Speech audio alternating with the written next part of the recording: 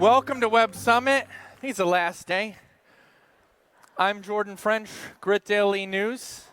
Big round of applause for Patty and the great team backstage. You'll never get enough praise for their work. And for Web Summit, for all yourselves for attending.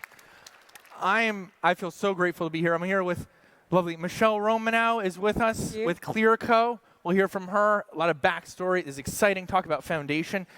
And Florian Otto is here with us with Cedar, changing the world. Perhaps we'll unpack that here in just a moment.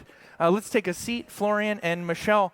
And certainly a lot of inquiring minds, Michele, in this audience. And they're always thinking the question, why? A lot of startups here. They've just started their business. A lot of humans are very good at spotting issues, but not necessarily the best way to solve them. Can you explain, why do you do what you do? Well, that is a very broad question, but I'll give you the early inspiration behind this business. So I had been a serial entrepreneur, building everything from a caviar fishery to an early e-commerce company to a app that was bought by Groupon. And when I'm 28 years old, I get asked to join the cast of the Canadian version of Shark Tank, which is called Dragon's Den. So I get invited to the show, and all I can think of, everyone's like, this is great. And I'm like, I'm the poorest and the youngest person and the least qualified person there. So I think as a result of that, I just saw things very differently. And when I sat there as an investor, the first time not being an entrepreneur, what I was hearing is, the pitches very differently. All these founders were coming saying, look, I'm looking for $100,000 and I'm willing to give away 10% of my business. And when you ask those founders what they needed the money for, it was almost always the same two things. It was customer acquisition, which is today Facebook and Google Ads, and then it was inventory. And the other way to think about it is, why were founders using the most expensive capital in the world, which is always equity, where you give up a piece of your company and a piece of control, to do something with a fixed return? So I came back to the show the next day. I said, look, I'm going to try a new deal type. I'll give you that same $100,000, and instead of taking 10% of your business that'll own forever, I just want 10% of your revenue until you pay me back my capital plus 6%. People were confused that this was a loan. This wasn't a loan because I wasn't going to take your company if you didn't pay me back, and there was no fixed timeline or compounding interest or personal guarantee. And that's really what became Clearco. So that was the early inspiration behind it. We have now invested more than $2.5 billion into 6,000 different companies. We'll write checks anywhere from $10,000 all the way up to $10 million. And it started originally with that moment on the show. And these are certainly some big numbers. Funding $2.5 billion is what you just said. And it's a bit meta, but you also raised money recently. Yeah. Yourself, a somewhat traditional way, though. We did. Our latest investors were SoftBank. We were their first Canadian company that they've invested in. And I mean, look, if there was the Clearco for Clearco, if I didn't have to give up dilution by building this company, I would do that. But that's just an option that doesn't exist, and that's really why we're building it. Certainly, we'll get to some of the metrics a little later in this talk about funding in 21 minutes versus what you just said was 4 months, right, to close this most recent round. It's a very different paradigm between one and the other. We'll get to those mechanics in a moment. But Florian, your story also, it resonates with a lot of people because they often find a passion or a specific incident happens that spurs something. You, like perhaps quite a few in the audience, at ZocDocs, you were an employee, not necessarily a founder, didn't necessarily even see yourself doing something like that, but then something happened. Tell us. Yeah, happy to talk about that. So what happened back in 2015, my wife fainted on the street in New York. I need to go to the doctor, got extremely great medical care. And then afterwards, the billing nightmare started. So she got a stack of papers with codes to pay. She didn't really understand that. She literally needed to log into a portal that gave 24 hours later her a security code in order to log in and pay the bill. Got another bill a month later, and then half a year later, a debt collector called her for a bill she never received. So it was a complete nightmare. And we basically really thought about, okay, what is the fundamental problem here? My wife said, okay, she lost trust in the entire hospital because the billing experience was bad, although the medical experience was extremely good. And it makes sense because trust is consistency over time, and this entire experience was not consistent. And the expectations that she had almost anywhere from, for example, booking your flight on Expedia or Kayak, or shopping on Amazon, watching Netflix. The discrepancy between that experience and what she really got on the hospital was extremely wide. So I said, okay, we should be able to fix this, and if there is a problem on that in New York City, the problem is probably everywhere. So I started the company with the mission to improve that experience. The idea is not great. It's a very difficult execution, though. It's certainly, and on that point, to lay some foundation for perhaps also the uninitiated, we have a rather European audience here. They're thinking, Florian's talking about healthcare. It's not necessarily broken here. And what's the key difference that's in the United States where you're trying to solve the medical billing problem that you said was the bipolar problem in contrast to what you described as a very competent medical outcome? Yeah, I think the biggest difference is that in the United States, consumers pay out of pocket for healthcare around 10%. So entire healthcare in the US is a $4 trillion per year industry. And out of that, around $400 to $500 billion per year goes from the consumer directly to healthcare providers. So it's a huge amount. And just to put that into a perspective, these $400 billion, that's almost like US e-commerce minus Amazon. So it's a huge market. And Michele sees the same viewpoint in Canada. Of course, there's a national healthcare system. Perhaps it has its own issues. But to play devil's advocate a bit, Florian, a lot of the audience are thinking, well, the U.S. should just change its healthcare policies. And in fact, Florian, you might be in the way of that by alleviating some of the particular problems that they should address from a policy standpoint. So the question is, should entrepreneurs wade into what are perceivably moral dilemmas, where perhaps a policy change they think themselves should happen, but instead they solve it with a technological one? Your take, Florian. Yeah, it's a very interesting, provocative comment, and really hear you on that. It definitely can make sense for some part. On the other side, which I would argue is the following: if we as an entrepreneur should only attack really problems we can influence, and I cannot even vote in the US, so my impact of influencing the government to change the healthcare system is probably not that great. So doing something that I can really influence, and that is, of course, alleviating some of the problems, I think brings the government rather to think, okay, private companies can solve problems much faster, much more efficient, and much more impactful than anything else. It's certainly a good argument to make.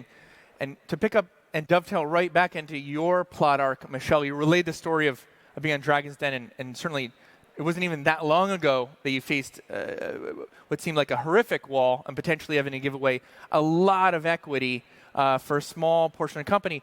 I just want to raise your hands because we can see you. We can see you out there. Who runs a startup and is tacitly looking for funding or would take money if they could? You can go ahead, raise your hands. We can see you. We can see you. That's a lot. What percentage is that, Michele, that you see? That's like half. That's like half. That's like half. So yeah. So Clearco.com. Sign up. I'm actually not kidding. But what you're seeing is it's a universal need, because you can do a lot to help founders. But ultimately, if you have a great business and great data, it should not be reliant on who you know, whether you get funded or not. And I think that that's kind of our mission, is to really democratize that access to capital, right? 40% of VCs went to Harvard or Stanford. So if you went to those schools, it's not hard to get funded. But if you're outside of that network, or if you have a slightly different product, it can be very, very challenging. Right, and so one question on everyone's minds, and at Grit Daily, we get a lot of emails about these panel talks beforehand. They're like, ask Michele this or that. It begs the question, Michele, why hasn't everyone just followed suit with your model? Well, I think we've seen this. I mean, we look at the U.S. Venture capital industry is $23 billion. We've put out $2.5 billion, right? To be 10% of an industry a couple of years in is like pretty crazy. And now we've seen little people pop up that are, building the Clearcos for Latin America or whatever it happened to be. And honestly, we think that's a good thing. We think that if this exists in more places around the world, more entrepreneurs will be able to get access to capital. Certainly. So you see that as a good sign. They're not necessarily competitors, but there has been a cottage industry of copycats, and that's a good thing. Well, I mean, I think it's better for the entrepreneurs, for sure. Yeah, certainly. And And just to unpack this black box that is Clearco, because we got a lot of questions on that. And like, is this thing a bank? It changed its name. It is Clearco now. Yeah. Let's walk through that mechanical process, because a lot of us have seen the ad. I have too. That just gets thrown at us on Instagram or Facebook. Our targeting's working. So probably yes, because I'm getting a lot of emails from startups. Yeah. You're right. So let me explain this. So Please do. To get capital from us, you come in, you connect the apps that run your business. This is your payment processor, where you're buying your ads on Facebook or Google, your accounting data, and with that, we use AI to auto-generate a 20-minute term sheet for you. So in 20 minutes, you can see the amount of capital we can give you and the terms of that capital. We can get you funded anywhere between 24 and 48 hours, all the way up to $10 million. So that's way faster than any equity investor can do it.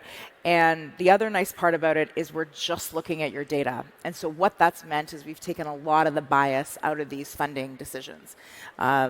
So, for example, we funded 8 times more women than the venture capital industry average.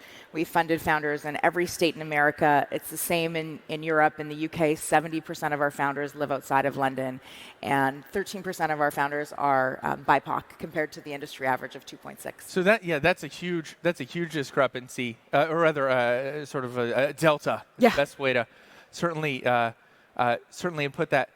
And just so people understand the parameters, because we saw a huge raise of hands there, though.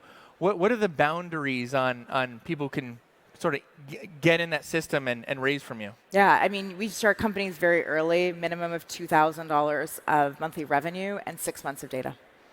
So very little. You said 2,000 minimum. Yep. And 6 months of data. And yeah, in one of the countries that we operate in, which is now most of Europe, US and Canada and Australia. And among other sort of like perimeter on that, plays into a contemporary theme. Everyone sort of stayed at home the last 18 months. Yeah. And seems like they started like an online store or e-commerce business. Is that all that you focus on, or something else? Yeah, majority of our companies are e-commerce stores, but anyone who's using ads to convert to sell their business. So that's B2B SaaS companies, that's mobile apps, and so it's a very wide range of different companies. Certainly, we'll rope that right back into it. It sounds like you said earlier, wish you had that. You had Clearco for Clearco in the last raise. We were listening, though. The limit, it's 10 million, so you need quite a few Clearcos, or have to wreck through that Florian's cap. too big for me. So. Yeah, certainly. And so inspiring stories, right? And the other question that sort of leads us into the next section of this talk, though, is about what are the limits of that, of changing the world? Certainly, it's venerable to fund startups more quickly. And more, and have super nerds build an algorithm, right, so that they're less biased to get funding. Or you had a personal incident with your family, Florian, a good medical outcome, but you saw a problem that you could jump and solve, right? If not you, then who? But what are the limits of that? Because it sounds almost political, like we touched on earlier. Should we, as startup founders, be thinking this is a vehicle for political change? I think it's a very interesting question. So I think, first and foremost, usually startups, they address an industry that is serving somehow a market, but not in a very nice way. And I think Michele's company does that very well. Clearco is basically disrupting traditional venture capital. Venture capital works for some sort of the market, but definitely not for 100% of the market, as it was before. And you see that everywhere. Startups usually go somewhere. And the original idea, I mean, like for you, funding startups is not that innovative. But the micro ideas of that, they're really transformational. And that's, for example, what we are doing as well. I mean, healthcare billing is definitely not something that is new. But what is new, that is you personalize all the billing. Everybody gets a different invoice at a different time through a different channel, making it very easy, simple, and convenient for people to pay. So I strongly believe that it's never over and innovation always happens. Right now, we are, of course, the challengers to this industry. But to be clear, in 10 years or so, the next set of groups of companies will come and challenge us. And they should, and they're probably here in the room, and I hope they're in the room. And I always say that I started this company to solve a problem and not to become a successful company. If there's any other company making us to go out of business and solving the problem in a better way, I will say absolutely, that was great. Yeah, and certainly, so it sounds like one answer that you have, Florian, is they're certainly focused. But to galvanize around the question, there's a lot of passion there. You had a particular problem that you wanted to solve. Does that bleed into other areas of your own personal philosophy? For example, with climate change or particular interests of your employees. Should those be, and should startup founders think of those as opportunities for change using their startup as a vehicle? I think 100%, because when you look on what are the stakeholders of a startup, I think the first, of course, are the customers and the clients, 100%. That's the reason. I mean, they're usually paying for it. Second are the employees. Employees of a company, they're basically putting their blood and their sweat into the company. And then I think the third is the community where the startup is getting in. So I think it is extremely important to see those three as your stakeholders and have as much impact as you can on all three of them. So ignoring one, I think, is absolutely not the right decision. However, on the other side, I also don't think that a company, in order to make really a lot of impact, should get involved in everything, because then you spread yourself too thin, you get defocused, and then you don't have a lot of impact on the topic that you really started the company. So in my opinion is pick a few bets, go very, very deep in them. You should open your mind for everything else as well, but you probably shouldn't act on everything, because then you split yourself too thin. And do you agree, Michele? She was shaking your head. Oh, no, I was shaking my head in agreement. I mean, Ray Dalio has this incredible line in his book where he talks about how hard it is to impact change. And it's, make no mistake, I mean, if you devote your life to a single problem, you might have a shot at making a difference. And so that's really what we've been focused at Clearco. This is a big problem we're trying to solve. It's taking on venture capital. We think it's a big thing to solve if everyone that has an incredible idea has access to that capital. And so if we want to democratize access to capital, that actually means by definition we can't get distracted with other things. And so we try to remain very apolitical on a ton of different issues. And that doesn't mean that employees can't advocate or I can't personally give to causes I care about. It means that as an organization we are extremely focused in solving one problem so we can be successful in doing that. Sure, and this is a quick question for both of you, because I got this a lot. I think it's a very good one, and that is, it's a problem, so they often have an end or a solution. When does it end for Clearco? I don't know. We're going to get to hopefully 1 million founders funded and then keep going from there. Sounds like a good goalpost. And Florian, what is the finish line for Cedar? I think for Cedar, how it is today and our mission is when in the United States, every single patient can focus on getting healthy and don't need to be worried or concerned about paying for the healthcare. Certainly venerable goals. That's all the time that we have for this panel. Really hope that you enjoyed yourselves. Again, I'm Jordan French with Grit Daily. Big round of applause for Florian Otto, Cedar, and Michele Romanow, Clearco. And on our minds, Florian, your wife's okay, right? She's doing better. Okay. She has a bad credit score right now, but good health. Good health. I almost tripped you backstage. You're okay. I'm great. All right, we're all okay. Good luck, everyone, with your startups. Hope you enjoyed this talk. Enjoy the rest of Web Summit. Until next time.